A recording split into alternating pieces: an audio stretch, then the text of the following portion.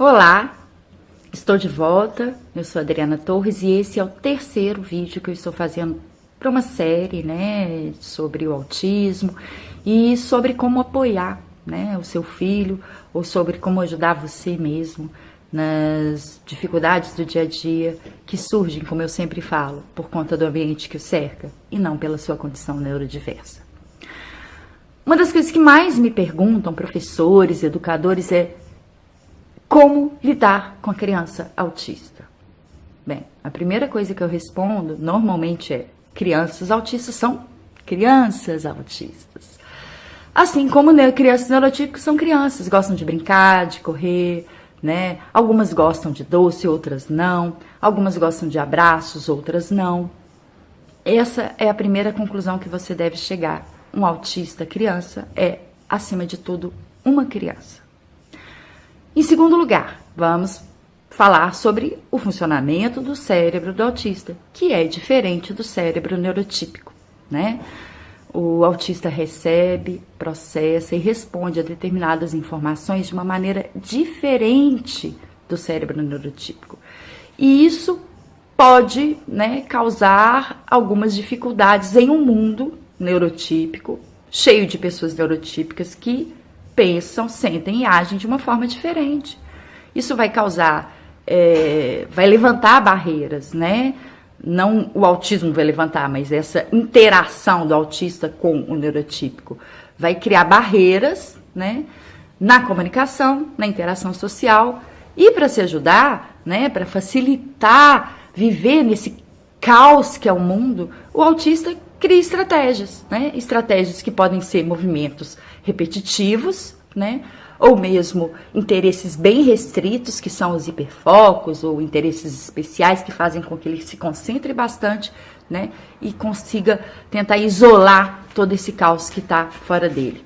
Olha só, eu acabei de citar aquilo que é visto no DSM como os sintomas do autismo: dificuldades na comunicação, interação social, movimentos e interesses repetitivos, restritos. Tudo é uma maneira de como a gente coloca e de como a gente vê determinada situação. Como eu disse nos outros vídeos, não existe fórmula de bolo, né? Cada autista é um e você precisa conhecer aquela criança.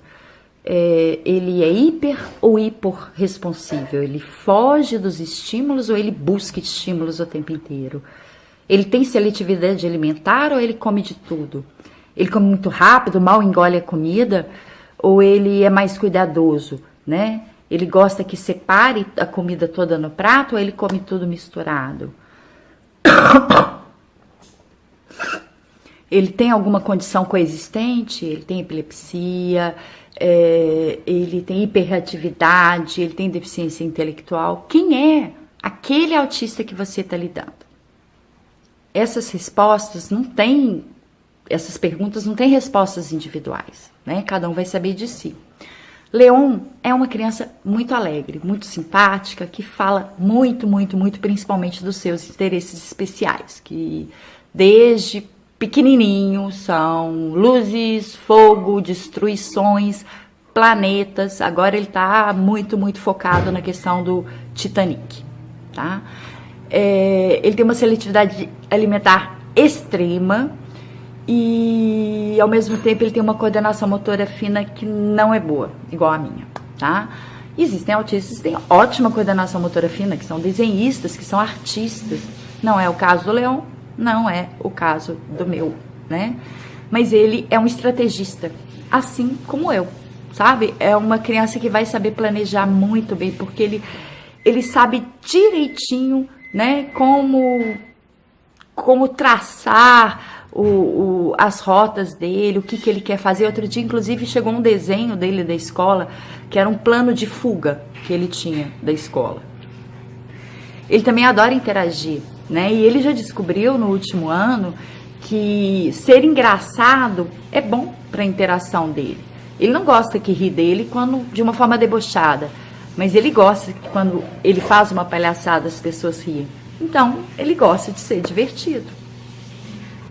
Leon também adora fantasias, carnavais, festas, né? Um presente bom para ele é um presente que está embrulhado, bem embrulhado. Quando eu demos, né, a bicicleta para ele no Natal e eu não embrulhei, ele ficou extremamente decepcionado, e eu mais ainda, porque eu não via sentido naquilo. Nunca procurem consertar o autista, mudar o autista. Procurem entender quem ele é e quais são as barreiras que existem no ambiente para que ele possa se expressar, para que ele possa interagir, para que ele possa estar incluído naquele grupo. Um ambiente limpo, clean, com pouca poluição visual, com regras claras, com uso bastante de estratégias visuais, mas que não poluam o ambiente, com pouco barulho, sempre vai ser bom para crianças e principalmente para crianças autistas. Nossa, Adriana, mas como é que uma sala de 30 alunos vai ficar em silêncio com crianças? Gente, criança não é bicho bobo, não. Conversem com as crianças, falem sobre a diversidade, sobre a neurodiversidade, falem sobre a necessidade que cada criança tem. Elas vão entender melhor que muitos adultos. Criem espaços e rotas de fuga para os autistas, sabe? Dentro de uma biblioteca ou uma salinha vaga dentro da escola, coloque lá ferramentas para que o autista possa relaxar, né? E sair de uma possível crise de sobrecarga. Eu estou colocando aqui fotos que eu achei na internet de algumas sugestões relacionadas a isso. E tem também o site que eu estou colocando aqui, o link da Joana Maranhão, que é uma fisioterapeuta aqui de Belo Horizonte, e que traz várias estratégias em relação a isso e também de atividades de integração sensorial que podem ajudar muito, tanto na questão da hiporresponsividade quanto da hiperresponsividade nos diversos sentidos que nós temos. Lembrando, gente, que STEAMs são muito importantes para os autistas, eles precisam ter liberdade de fazê-los. Se meu filho começa a pular dentro da sala de aula e balançar, seja porque ele está sobrecarregado, seja porque ele está muito feliz, deve-se conversar com as outras crianças para não rir disso, porque isso é uma ferramenta dele, né? Não se deve nunca impedi-lo de fazer isso, é muito sério, isso pode ser um motivo, um gatilho para uma crise muito grave. Ah, Adriana, mas se ele começar a se agredir? Não. Aí é outra coisa. Isso não é STEAM. É porque algo já foi gatilho, né, para uma crise. E você precisa descobrir que gatilho foi esse. Ah, mas meu filho anda na ponta dos pés e o médico já falou que ele vai ter problema com isso. Seu filho está tentando regular o sistema vestibular dele. Vá na terapia ocupacional. Procure atividades de integração sensorial focadas principalmente no sistema vestibular. Parem de olhar para o autista e ver como consertá-lo. Permitir que a criança explore ao máximo seus interesses especiais é também muito importante. Não vá na onda de, não, ele só está interessado nisso, obrigue ele a ver outras coisas, a falar de outras coisas. Não faça isso. É uma técnica extremamente importante para o autista. Pelo contrário, use o interesse especial que você pode ensinar tudo o que você quiser para ele. No caso do Leon, se você pegar que o tal interesse dele é o sistema solar, né, e que ele fica repetindo várias e várias vezes o nome dos planetas em português e inglês, e ele nunca teve aula de inglês, eu nunca falei nada com ele, você pode ensinar português, você pode ensinar matemática, você pode ensinar biologia, ciências, tudo olhando para esse interesse especial dele. Ele vai ter muito mais atenção e muito mais prazer em aprender. E essas atividades não precisam ser focadas só no autista. Toda a sala pode aprender com isso, né? Assim como todas as crianças têm algum interesse. Então pode fazer aulas, por exemplo, uma vez por semana no interesse de uma criança específica, seja ela autista ou não. O importante é que o professor procure sempre envolver toda a sala nessas atividades.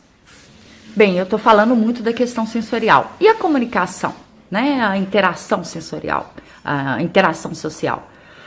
Nesse caso, é preciso entender, né, que nós temos dentro do espectro autista diversos níveis de comunicação. Né? Nós temos aqueles autistas que começaram a falar até antes do tempo e que tem uma linguagem até pernóstica, né? Não vou vou ficar calada que é melhor. E você tem autistas que tiveram atraso de fala, que vão ter ainda algumas dificuldades, né, com encontros consonantais, por exemplo, vão ter muita dificuldade com interpretação de texto, porque são muito literais. E você vai ter autistas que não utilizam a linguagem oral e precisam de ferramentas para isso, né? Focando no Leon. O Leon, ele teve um atraso de fala significativo, mas hoje ele tem um vocabulário muito extenso. Só que é muito literal, bem literal. Então ele não entende algumas palavras ou não entende que uma palavra pode ter mais de um significado. Além disso, algumas palavras que ele aprendeu, ele utiliza de uma forma equivocada muitas vezes. Atualmente a palavra é mentira. Ele acha que quando alguém erra ou dá uma informação errada, uma informação pela metade para ele, que aquilo ali é uma mentira. E eu todos os dias explico para ele que não, aquilo não é uma mentira, né? Mentira é quando alguém fala alguma coisa que não é verdade de propósito, né?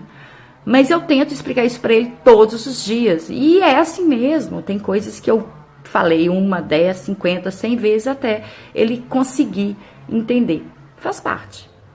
Além disso, é muito importante investir em comunicação alternativa também para o autista oralizado, seja na comunicação aumentativa, né, trabalhando questões de tamanhos de letra, assim como o uso de imagens, né, a maioria dos autistas pensam muito por imagens, tem autista que pensa por palavra, que pensa por padrão, por exemplo, mas tem a maioria pensa por imagem. Então, o Leon, que tem esse pensamento muito concreto e muito literal, ele precisa ver algumas coisas para entender. Foi o que aconteceu quando, há 2 semanas atrás, eu tive um acidente, né, doméstico, quebrei o calcanhar e operei. Foi colocada uma placa no meu calcanhar. E ele achou aquilo muito esquisito. Então, ele pediu para ver, né, e o médico tirou fotos da cirurgia, né, e eu mostrei para ele. E aquilo não causou nenhum impacto afetivo nele, pelo contrário, ele olhou, agora eu entendi o que aconteceu. E pronto, não se preocupou mais com o assunto.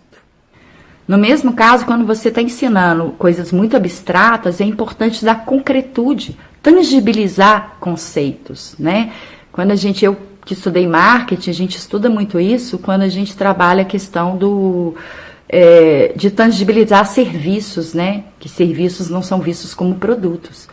Então, é a mesma tática que a gente usa para que o autista entenda determinadas questões muito abstratas. Uma dica que o psicanalista Manuel Vasquez sempre dá no Facebook dele, acho que também está no livro dele, eu não lembro agora, é sobre como fazer as próprias crianças apoiarem as outras crianças, sem tanta interferência do professor. Que é, por exemplo, colocar uma criança que tem dificuldade de matemática em dupla com uma criança que tem dificuldade em português e uma que tem facilidade no outro e tal, vice-versa. Isso é importante principalmente para o autista porque o ajuda na interação. Autistas normalmente têm dificuldade de interação em grandes grupos, mas eles interagem melhor em par, né? E vai ajudar aquelas 2 crianças, né? Vai criar um laço, né? E mostrar que dificuldades todos nós temos, né? E todos precisamos de apoio, não somente os autistas. O Leon, outro dia, logo no primeiro dia de aula, a professora virou e falou, olha, agora vamos às regras. E o Leon deu um grito dentro da sala de aula e disse, eu não gosto de regras, eu detesto regras, né?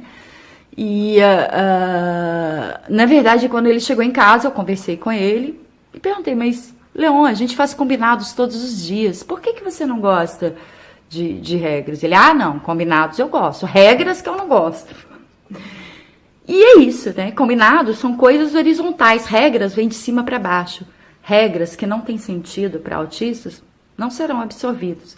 Mas combinados feitos, acordos feitos entre o professor e as crianças, entre as próprias crianças, aí sim, aí tem uma outra perspectiva e uma outra dimensão. Deve-se lembrar também que esses acordos, esses combinados, eles devem ser sempre repetidos, devem estar expostos de uma maneira que a criança possa se recordar deles. Da mesma forma, o quadro de rotinas, as atividades que serão feitas, né?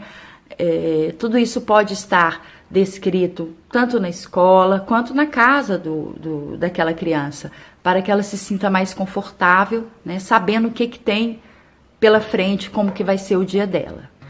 A Adriana, e se o Leon estiver na sala de aula e ele tiver uma crise, né, de descontrole, se ele se descontrolar emocionalmente, respira, né? Vamos levar ele para aquele espacinho do relaxamento, né? E vamos ver e investigar o que foi, qual foi o gatilho daquilo. Foi uma crise sensorial? Foi uma palavra que foi entendida errada? Foi um problema de comunicação, né? Tudo deve ser investigado. Não a criança, né? Tirando a questão da saúde, mas tudo que está acontecendo com a criança. Lembre-se, se ele tiver com alguma dificuldade em uma aprendizagem ou não tiver querendo participar de uma atividade, não é porque ele não dá conta de fazer aquilo. Modelo social de deficiência, ele explicita bem. A presunção deve ser de competência plena sempre, nunca o contrário. Alguma coisa pode estar ali atrapalhando e precisa ser investigado. Talvez a forma de ensinar, né? Ou o dia ou o local onde aquele ensinamento está sendo feito. Mas não usa de autoritarismo, não força aquela criança a olhar nos seus olhos ou a olhar em uma determinada direção, porque isso vai causar mais peso, mais sobrecarga sensorial para aquela criança, né? Respeite e procure ser o mais gentil possível. Mais uma vez eu repito, é muito importante que os colegas, as crianças, entendam aquela criança que está ali, aquele autista, porque eles serão com certeza aqueles que vão mais ajudá-lo nessa inclusão. Por isso, o próximo vídeo eu vou fazer para essas crianças, né? Para os colegas do Leon e para colegas de várias outras crianças que estejam por aí, para o próprio Leon, porque eu vou mostrar para ele. Agora, se eu vou conseguir fazer numa linguagem ideal, bem, vamos ver. Até o próximo vídeo, curta, compartilhe, parará, sininho e não sei mais o que. Um beijo, tchau!